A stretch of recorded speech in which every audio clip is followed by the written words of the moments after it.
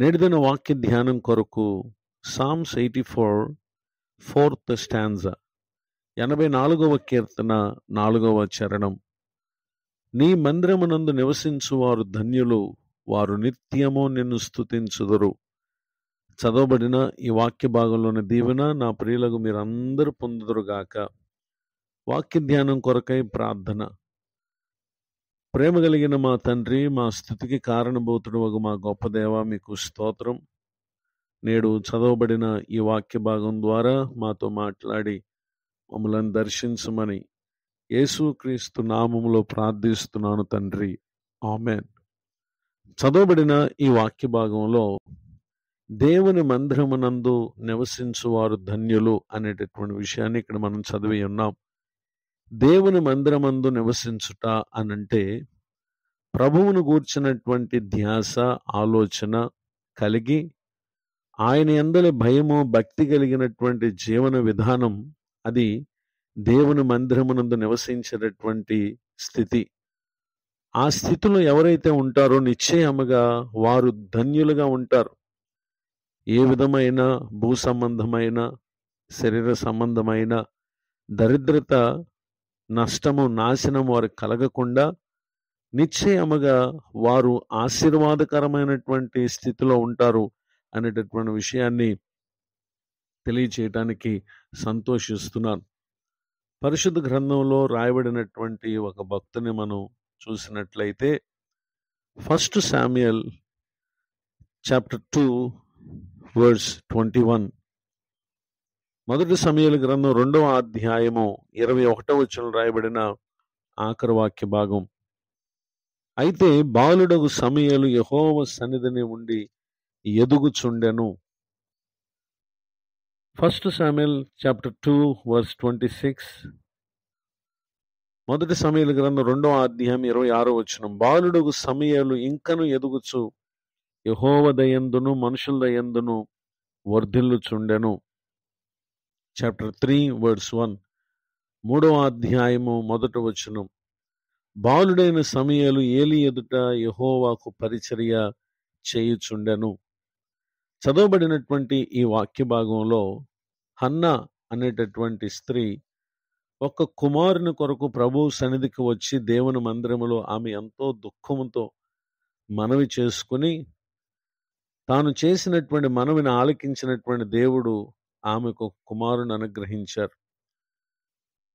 ఆ కుమారుణ్ణి దేవుని మందిరమునకు అప్పగిస్తానని మొక్కుబడి చేసుకున్నటువంటి ఆమె పాలు మాన్పించిన తర్వాత ఆ బిడ్డను యెహోవాకు ప్రతిష్ఠించుచున్నాను, తాను బ్రతుకు దినములన్నిటినూ వాడు యెహోవాకు ప్రతిష్ఠితుడని ఆమె చెప్పి దేవుని మందిరంలో విడిచిపెట్టి ప్రభును స్తుతించుచు ఆమె వెళ్ళిపోయినటువంటి విషయాలను ముందున్నటువంటి వచనాలు మనం చూస్తాం.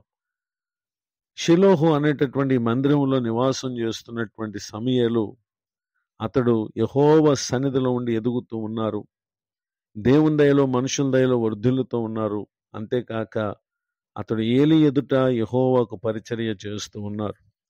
ఇటు స్థితిలో ఉన్నటువంటి ఈ సమూయేలు, ఏలీని మాత్రమే ఎరిగి ఉన్నటువంటి ఈ సమూయేలు, దేవుడు తనను తాను సమూయేలుకు కనపరుచుకున్న వలనని సమూయేలును పిలిచినటువంటి సందర్భాన్ని మనం 1 Samuel chapter 3 verse 4. మొదటి సమూయేలు గ్రంథం 3వ అధ్యాయం 4వ వచనం. యెహోవా సమూయేలును పిలిచెను.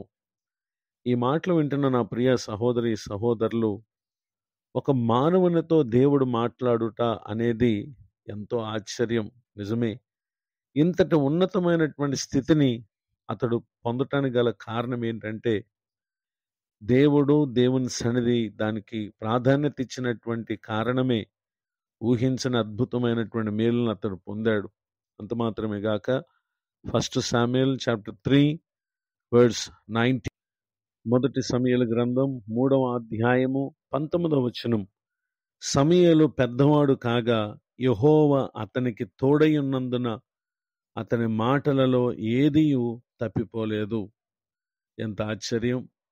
చిన్నతనము నుండి దేవుని సన్నిధికి ఇచ్చినటువంటి ఆ ప్రాధాన్యత, దేవుడు సమూయేలుతో మాట్లాడినటువంటి ఉన్నత స్థితికి అతడు ఎదుగుట మాత్రమే కాక ప్రభువు అతనికి తోడై ఉన్నారు గనుక తన మాటల్లో అతను ఏది కూడా తప్పిపోలేదు అనేటటువంటి విషయాన్ని ఇక్కడ మనం చూస్తూ ఉన్నాం.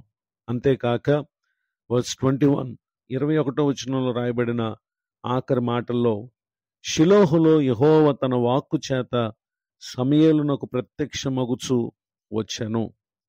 ఈ మాటలు వింటున్న నా ప్రియ సహోదరి సహోదరులు, దేవుని మందిరంలో నివసించినటువంటి సమూయేలును దేవుడు విడిచిపెట్టక అతనికి తోడుగా ఉన్నటువంటి విషయాలను గూర్చి ఇక్కడ మనం చూస్తాం. ఆ తర్వాత కాలాల్లో ఏలీ అతని కుమారులు వారి వారి క్రియలను బట్టి వారు మరణమైపోయారు. అయితే దేవుడు తన ప్రజలైనటువంటి ఇశ్రాయేలీయుల కొరకు సమూయేలును ప్రభు వారు లేవనెత్తారు. సమూయేలు గొప్ప ప్రార్థనా పరుడయ్యారు. అంతేకాక ఇశ్రాయేలీయులు తాము దేవుణ్ణి విడిచిపెట్టి తిరిగినటువంటి స్థితిగతులన్నిటిని బట్టి తిరిగి మరలా ప్రభువునొద్దకు వచ్చినప్పుడు సమూయేలు వారితో మాట్లాడిన ప్రకారముగా వారు చేసి శత్రువుల చేతుల్లో నుండి వారు విడుదల పొందినటువంటి విషయాలను గురించి ఆ తర్వాత అధ్యాయాల్లో మనం చూస్తాం. ఈ మాటలు వింటున్నటువంటి నా ప్రియ సహోదరి సహోదరులు, ప్రభువుకు ఎవరైతే ప్రాధాన్యత ఇస్తారో దేవుడు వారితో ఉంటారు. ధనము, బలము, వయస్సు, జ్ఞానము, స్థితిగతులు, మనం దేవుని విడిచిపెట్టి పడే ప్రయాస ఏదీ కూడా మనకు కడవరకు ఉండదు. ఎంత మాత్రం కూడా మనకు సంతోషాన్ని కలుగు చేయలేదు.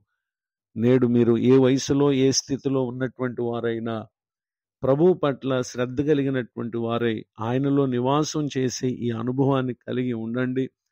నిశ్చయముగా సమూయేలును ఆ తర్వాత కాలంలో దేవుడు ఇశ్రాయేలు ప్రజల కొరకు రాజును ఏర్పరిచి ఆ రాజును అభిషేకించినటువంటి ఉన్నతమైన స్థానాన్ని పొందాడు. రాజుగా కాదు కానీ రాజునే అభిషేకించినటువంటి ఆధిక్యతను దేవుడు ఆయనకు అప్పగించారు. భూమి మీద ఉన్నతముగా ఎంచుకునేటటువంటి వాటికంటే కూడా దేవుడు తన సన్నిధి పట్ల శ్రద్ధ కలిగినటువంటి వారిని ఆయన ఊహించని ఉన్నతమైన స్థానంలో నిలబెడతారు.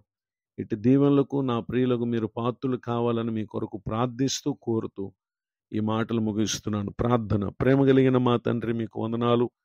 నేడు విన్న ఈ మాటల ద్వారా ప్రతి ఒక్కరి ఆత్మకు నూతన జీవమును మీరు అనుగ్రహించుదురుగాక. పరిచర్లో ప్రయాసపడుతున్న సేవకులను వారి సేవను దీవించండి. నేడు పెళ్లి రోజు మరి పుట్టినరోజు జరుపుకుంటున్న పిల్లలను ఆశీర్వదించండి. కృంగిన వారిని, దుఃఖితులను, వేదనలో ఉన్న వారిని దర్శించండి. ముందున్న కాలమంతా కృపాక్షేమలు అనుగ్రహించండి. యేసు క్రీస్తు నామములో ప్రార్థిస్తున్నాను తండ్రి, ఆమెన్. తండ్రి, కుమార, పరిశుద్ధాత్మ దేవుడితో నడిపించును గాక. ఆమెన్.